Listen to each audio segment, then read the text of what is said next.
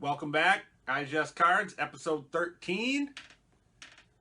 In this episode, we're doing the XFL. Now, the XFL originally started 2001. And at that time, wrestling was at one of its highest points. So Vince was able to, try to take on the NFL in a sense. And man, I like I said, I love the XFL. The original one, it was, it was fun. It was just an exciting new take. And, there's stuff that they took from that they still use today in the NFL. So pretty sweet. So now the cards, I love collecting these cards. The local gas station they'd sell packs back in the day. So I'd always hop in Ma's minivan and head down there and get a slice of pizza and a pack of cards. And I'm going to show you one of the cards I actually pulled from a pack. Here's Jermaine Copeland. Autographed card. Now, he actually led the league in catches in that one season. And then obviously, LA, they won the $1 million game, which was like their Super Bowl. Now, I sent to Copeland, but I haven't received it back yet, so we'll see if that one shows up. So pretty cool. So the stack this week, it's a good one here. We'll kick it off with Mike Furrey. And we got Rashaan, Shehee. We got Roosevelt Potts. We got Charles Puleri. We got Corte McGuffey. We got Mike Pawlawski. We got Latario, Rachal. We got Rickey, Brady. We got Zechariah, Lord. We got LaCoste. And to wrap it up, we got Brandon Sanders. So, let's dig in. So, let's dig in here. First up, Mike Furrey. And Mike Furrey, a guy, unknown in the XFL, Las Vegas Outlaws, ended up playing the NFL for a number of years. And it was mid-2000s. He actually almost caught like 100 balls that year. So, a pretty good success story to see, virtually unknown player get a shot, and then, have a decent NFL career. Let's check out the card here. It's pretty sweet there. And I believe he coaches with the Bears of the NFL right now. But it's a pretty sweet one. Check out the back here if I can flip it right. These cards, like I said, good gloss, just nice cards, colorful. So thank you, Mr. Furrey. Appreciate that one. Next up, Rashaan, Shehee, a.k.a. The Truth. And see, that was cool about the XFL is the players could put whatever name they wanted on the back. So that's what Rashaan, Shehee was, The Truth. There was guys like Death Blow and, just ridiculous stuff. But it was that's what made it fun, though. So, Rashaan, Shehee, he played with the Chiefs for a number of years. I remember having him in fantasy way back in the day. It was like him and Donald Bennett sharing the load. Let's check out the card here. Looks like I sent 2 cards. I told him he could keep one, but he sent both back. So it's a pretty cool one there with the purplish reddish ink.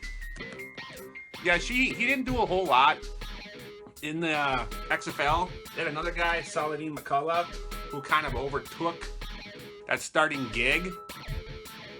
But she actually threw a touchdown in that $1 million game to Latario, Rachal, who's coming up here soon. So, pretty cool moment there. Next up, Roosevelt Potts. Now, Roosevelt Potts, he was more of a veteran in the sport of football by the time he got to the XFL. He played with the Indianapolis Colts, and he was like your old school throwback, prototypical like fullback. Where you just you line up behind the quarterback in front of the running back, and you hit that hole and you just blow up that linebacker, whoever's there. Create that space. So kind of an underappreciated type of guys. Let's check out the card here, old Roosevelt Potts. That's a sweet one here with the Memphis Maniacs. And man, these logos and these jerseys in the XFL, you know, pretty sweet. You know, it's a shame it didn't go more than the 1 year, but see what happens here with the current version of it. But you know, it won't be the same. Thank you, Mr. Potts. Appreciate that one. Next up, Charles Puleri.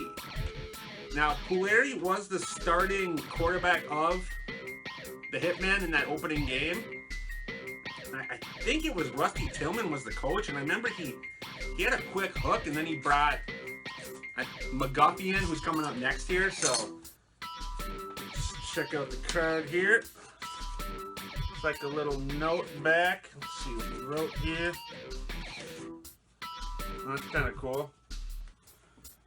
Nice little note there from Mr. Puleri.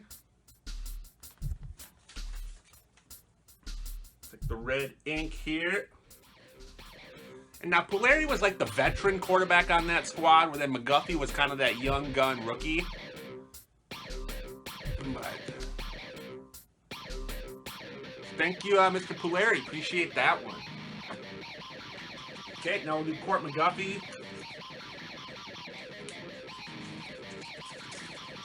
I just remember the announcing in that game where, you know, it was kind of off the wall. You know, and I mean, one of the announcers was Jesse the Body Ventura from Minnesota, who was actually governor at the time. So good to see he was getting things done. Let's see.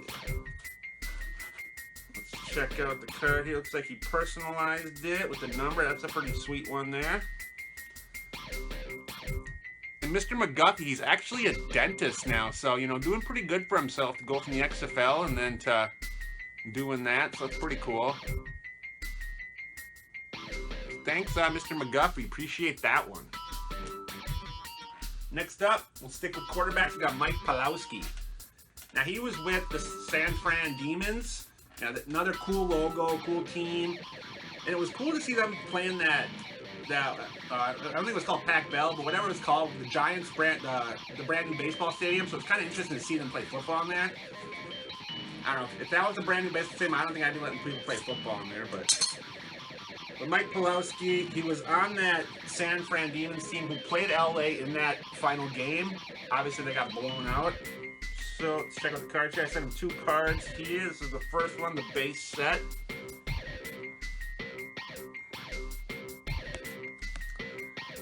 And Mike Pawlawski, he does like a TV show now, like on the Outdoor Network. Now here's one of these cool insert cards, Loaded Cannons. Let's see if we can get it, deal with the light here. It's a pretty sweet one. You know, and probably next to Tommy Maddox, Pawlawski probably had the best season for quarterbacks. Thanks, Mr. Pawlawski. Appreciate that. Next up, Latario Rachal. Now, Rachal was on that LA Extreme team that won the big game. I mean, that team was loaded with weapons. You know, you had Tommy Maddox, who ended up, you know, parlaying that into an NFL career. You know, he spent some good time in Pittsburgh. But they had Rachal, they had, you know, Shehee, McCullough, Jermaine Copeland. You know, so this team was, they were just a stacked team offensively. Check out the card here.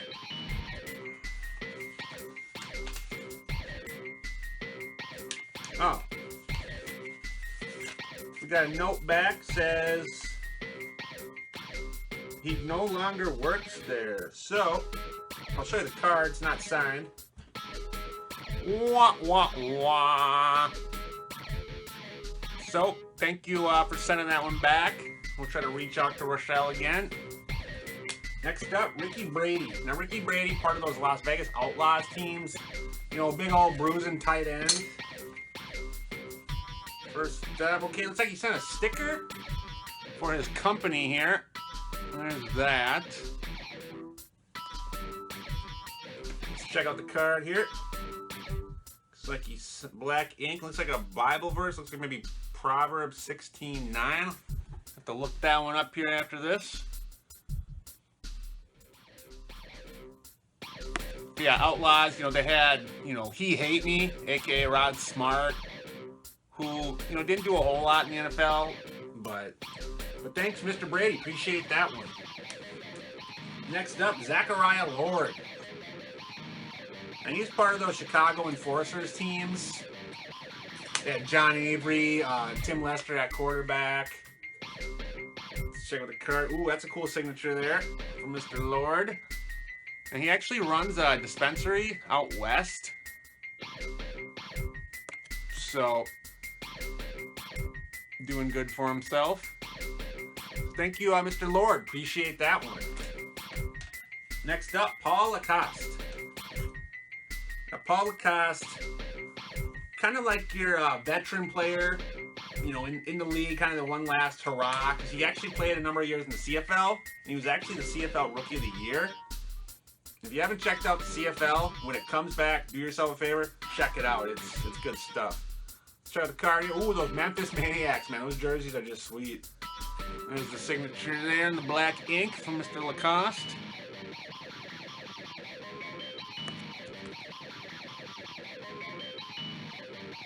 Pretty cool one there. Thank you, Mr. LaCoste. Appreciate that one. Last up, Brandon Sanders, a.k.a. B-Mac. Now, B-Mac, part of the old Dealers of Doom for the Outlaws, you know, that hard-hitting defense. Check out as a note here. And now the notable thing with him is they do the interviews, you know, in the locker rooms with the cheerleaders and whatnot. Well, they interviewed Mr. Sanders in that. Good stuff, good entertainment. So I don't want to spoil it, but if you get a chance, feel free to YouTube that. Pretty good entertainment.